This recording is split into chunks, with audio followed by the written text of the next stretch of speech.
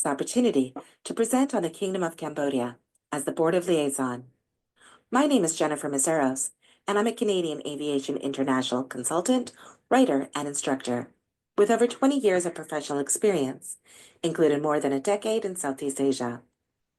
My work focuses on the Mekong region, which includes China, Cambodia, Laos, Myanmar, Thailand, and Vietnam. I work closely with civil aviation authorities and industry players on regulatory, safety, market entry, and investor relation matters. Cambodia is one of the 10 member states of the Association of Southeast Asian Nations. While the country might not immediately come to mind when considering advanced air mobility solutions, at last year's Singapore Air Show, we saw two agreements inked, one between Eve Air Mobility and Singapore's Yugo Global Industries, another between Philippines-based business jet operator Philsjet and Germany's Lilium. Irrespective of eVTOL company developments and timelines, conversations are happening. For its part, Cambodia adopts a liberal approach and openness to foreign investment. The country offers manufacturing opportunities, is very export-oriented, and has signed various bilateral and multilateral trade agreements, including with Australia, China, the European Union, and the United States, to name a few. Beyond being pro-business, Cambodia boasts a relatively young population that embraces technology, and many hold strong English literacy. The country also offers a stable government, low labor costs, a growing consumer class, improved infrastructure, and available land. Despite being one of the poorest members of ASEAN, Cambodia has been one of its fastest growing economies over the past 2 decades. ASEAN itself is projected to remain one of the fastest growing regions in the global economy in the decade ahead. In looking at UAVs and its applications, Cambodia is certainly a country where the potential of industrial drones can be realized, especially in light of industry promises, whether that's improving logistical efficiency, replacing manual inspections with UAVs, or strengthening emergency response with firefighting and medical delivery drones. In rural and remote areas, where climate-resilient infrastructure is lacking, UAM solutions could offer practical alternatives or complements to traditional aviation plus ground and sea support. When viewing Cambodia against the backdrop of ASEAN and the broader global community, regional cooperation can help strengthen frameworks and deepen knowledge through technical exchange and the sharing of best practices. And indeed, there is already a great deal of cross-border cooperation under various national, regional, and global frameworks.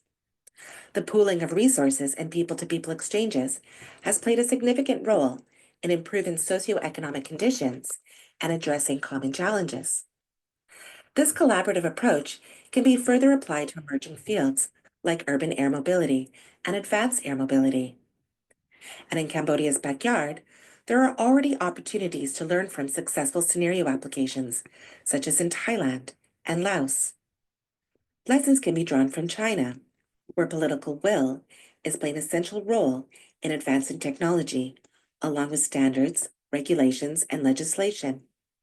While farther afield, Cambodia enjoys a close relationship with EASA and continues to watch developments from the FAA and ICAO. Moreover, Cambodia is quite open to adopting best practices and working alongside professionals from these regions. And thus, herein lies the need: industry cooperation. Small countries often get left behind in large global conversations. For poorer nations, it can be quite difficult to financially send staff to participate in overseas air shows, platforms, and forums. Recognizing that the industry drives the development and strengthening of standards, legislation, and regulations, along with commercialization, and understanding that many of these technologies are designed to improve livelihoods, security, and safety, Cambodia's openness allows for testing, adaptation, and scalable implementation.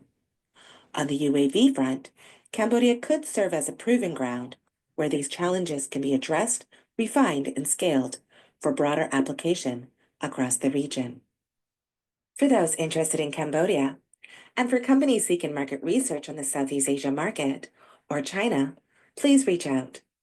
I also provide coverage on China's low altitude economy and provide a daily newsletter called China eVTOL News.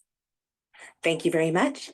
And for your next holiday, may I suggest exploring the wonders of Angkor Wat. Thank you. Thank you, Amin, for the intro. I do believe we have Miss Jennifer in our attendees and the panelists. Do we have you here, Miss Jennifer? All right. I thought I saw you there. No worries. But it's always nice to hear from you. I believe she's doing excellent work, especially covering what is happening in China on the EV tool and the advanced air mobility phase. Thank you, Miss Jennifer. Thank you, Amin, for the video as well. Then let's look into our next speaker for the day. It's Liu. Liu paneling Jennifer from Singapore. Do we have you here? Liu, do we have you here? Guess not. Next up is from Vietnam. Koa Dang, do we have you here? Yes, I'm here. Super, Koa. It's good to have you here. It's nice to see you. We can see you in video. Do you have a presentation to share screen on? Yes, I'm sharing my screen. Yep. Thank you. We're standing by. It's always nice to have people from across the globe to have a diverse understanding